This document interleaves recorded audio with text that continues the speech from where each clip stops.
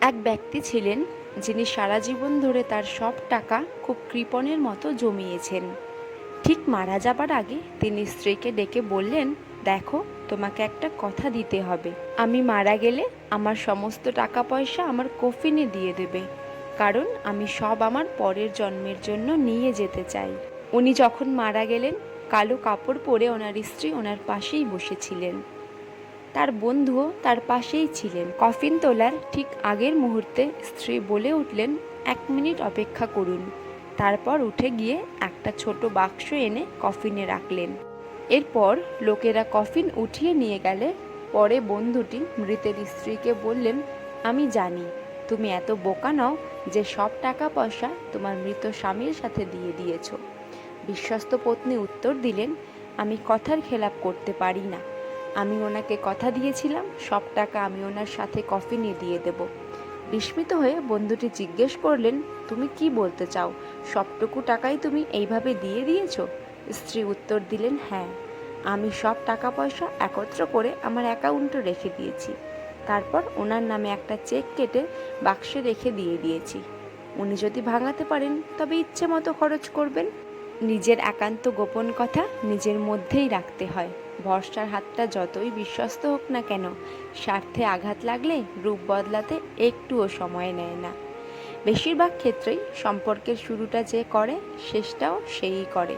মাঝখানে বিচ্ছেদের অসহ্য যন্ত্রণা সেই মানুষটি ভোগ করে যেই মানুষটি সম্পর্কে জড়ানোর আগে প্রতারিত হওয়ার ভয়ে সম্পর্কের প্রতি অনাগ্রহী ছিল। মেয়ে জাতটা বড় অদ্ভুত। কি বললে পুরুষ মানুষের মন ভালো হয় সেটা যেমন জানে, আবার কি বললে পুরুষ মানুষের মাথা খারাপ হয়ে যায় সেটাও জানে। কাউকে এতটাই ভালোবাসো যেন বিচ্ছেদের 1 যুগ পরেও সে বলে, তোমার মতো করে আমাকে আর কেউ ভালোবাসেনি। কি অদ্ভুত! কারো সুখ দেখলে খুশির বদলে আফসোস হয়, কেউ বিপদে পড়লে সমবেদনা থেকে সমালোচনা বেশি হয়। আপনার অর্থ কম থাকুক, যোগ্যতা কম হোক, কিন্তু আপনার কথা, ব্যবহার, আচরণ যেন সুন্দর হয়। মানুষ হিসাবে এগুলোই বড় সম্পদ। বাড়িতে ঝগড়া হওয়ার পর মেয়েরা ভাবে, একবার বিয়েটা হোক আর জীবনেও বাপের বাড়ি আসবো না। 3টে জিনিস খুব মূল্যবান: সম্পর্কে সম্মান থাকা দরকার, ভালোবাসতে বিশ্বাস থাকা দরকার, বন্ধুত্বে গুরুত্ব থাকা দরকার। যদি সুখ চাও রাত জেগো না, যদি শান্তি চাও দিনে ঘুমিও না, যদি সম্মান চাও ফালতু কথা বলো না, যদি ভালোবাসা চাও পরিবারকে কখনো ছেড়ো না। এত মানুষের প্রয়োজন নেই, কথা বলে শান্তি লাগবে, মন হালকা হবে, এমন একটা মানুষ থাকা প্রয়োজন। পৃথিবীতে কেউই অযোগ্য নয়, প্রত্যেকেরই কিছু না কিছু গুণ ভিতরে লুকিয়ে থাকে। পার্থক্য শুধু কারোর প্রকাশ পায় আর কারোর প্রকাশ পায় না। সম্পর্ক গড়ার জন্য মানুষগুলো যতটা সময় ব্যয় করে, সম্পর্ক টিকিয়ে রাখতে যদি এর অর্ধেক সময়ও ব্যয় করত, তাহলে বিচ্ছেদের হাহাকারে দীর্ঘশ্বাসগুলো ভারী হয়ে উঠত না।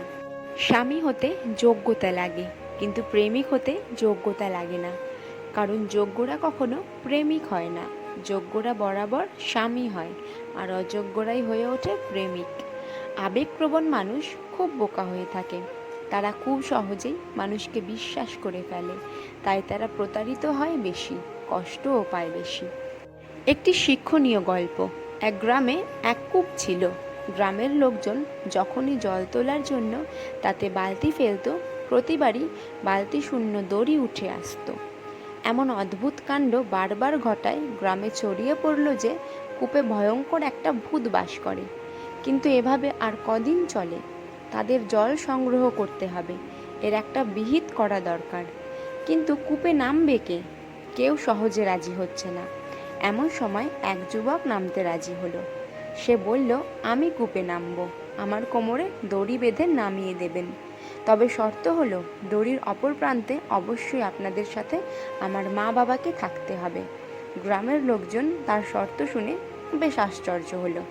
গ্রামের শক্তিশালী এতগুলো মানুষ থাকতে তার বাবা মাকে লাগবে কেন? প্রথমে তারা যুবককে বিষয়টা বোঝাতে চেষ্টা করলো। মা বাবা বলল, নামিস না খোকা, ভূত প্রেত থাকতেও পারে।